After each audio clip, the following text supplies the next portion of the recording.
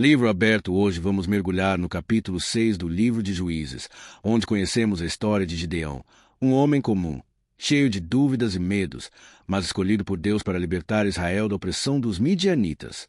Este capítulo revela como Deus vê potencial onde o mundo só enxerga fraqueza, e como ele transforma o improvável em instrumento de vitória.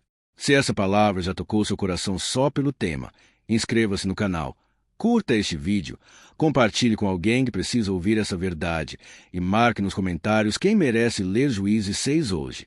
Agora respire, porque o que Deus fez com Gideão pode ser o que ele está prestes a fazer com você. Juízes 6.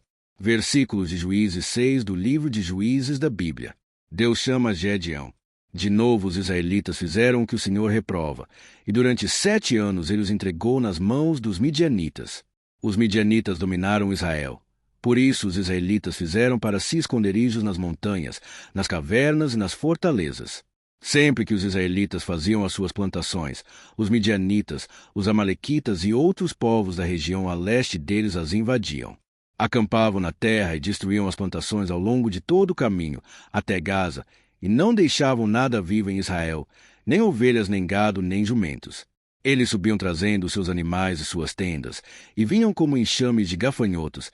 Era impossível contar os homens e os seus camelôs. Invadiam a terra para devastá-la. Por causa de Midian, Israel empobreceu tanto que os israelitas clamaram por socorro ao Senhor. Quando os israelitas clamaram ao Senhor por causa de Midian, ele lhes enviou um profeta, que disse: Assim diz o Senhor, o Deus de Israel: Tirei vocês do Egito, da terra da escravidão. Eu os livrei do poder do Egito e das mãos de todos os seus opressores. Expulsei-os e dei a vocês a terra deles. E também disse a vocês: Eu sou o Senhor, o seu Deus. Não adorem os deuses dos amorreus, em cuja terra vivem, mas vocês não me deram ouvidos. Então o anjo do Senhor veio e sentou-se sob a grande árvore de Ofra, que pertencia ao abiezrita Joás. Gideão, filho de Joás, estava malhando trigo num tanque de prensar uvas, para escondê-lo dos midianitas. Então o anjo do Senhor apareceu a Gideão e lhe disse: O Senhor está com você, poderoso guerreiro. Ah, Senhor, Gideão respondeu, se o Senhor está conosco, por que aconteceu tudo isso? Onde estão todas as suas maravilhas que os nossos pais nos contam quando dizem: Não foi o Senhor que nos tirou do Egito? Mas agora o Senhor nos abandonou e nos entregou nas mãos de Midian. O Senhor se voltou para ele e disse: Com a força que você tem, vá libertar Israel das mãos de Midian. Não sou eu quem o está enviando. Ah, Senhor, respondeu Gideão, como posso libertar Israel? Meu clã é o menos importante de Manassés, e eu sou o menor da minha família.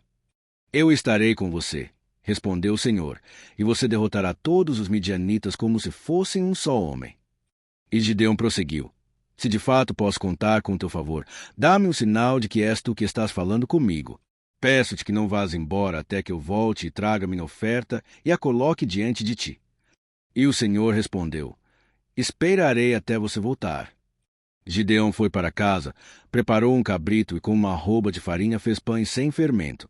Pôs a carne num cesto e o caldo numa panela, trouxe-os para fora e ofereceu-os a ele sob a grande árvore. E o anjo de Deus lhe disse: Apanhe a carne e os pães sem fermento, ponha-os sobre esta rocha e derrame o caldo. Gideão assim o fez.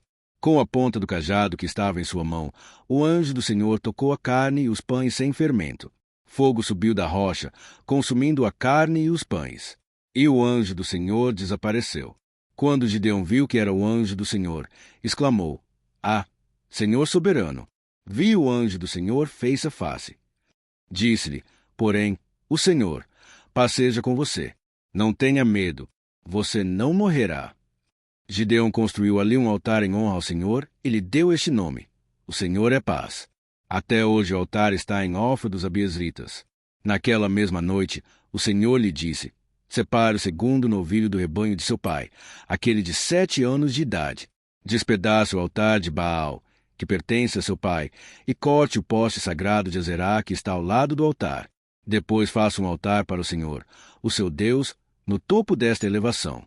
Ofereça o segundo novilho em holocausto com a madeira do poste sagrado que você irá cortar. Assim Gideão chamou 10 dos seus servos e fez como o Senhor lhe ordenara. Mas, Com medo da sua família e dos homens da cidade, fez tudo de noite e não durante o dia. De manhã, quando os homens da cidade se levantaram, lá estava demolido o altar de Baal, com o poste sagrado ao seu lado, cortado, e com o segundo novilho sacrificado no altar recém-construído. Perguntaram uns aos outros: quem fez isso? Depois de investigar, concluíram: foi Gideão, filho de Joás. Os homens da cidade disseram a Joás: traga seu filho para fora. Ele deve morrer, pois derrubou o altar de Baal e quebrou o poste sagrado que ficava ao seu lado.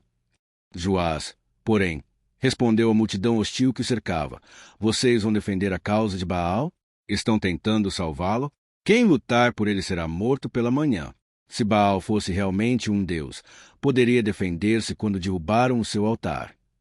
Por isso, naquele dia chamaram Gideão de Jerubaal, dizendo: que Baal dispute com ele, pois derrubou o seu altar. Nesse meio tempo, todos os midianitas, amalequitas e outros povos que vinham do leste uniram os seus exércitos, atravessaram o Jordão e acamparam no vale de Jezeel. Então o Espírito do Senhor apoderou-se de Gideão, e ele, com toque de trombeta, convocou os abiezritas para segui-lo.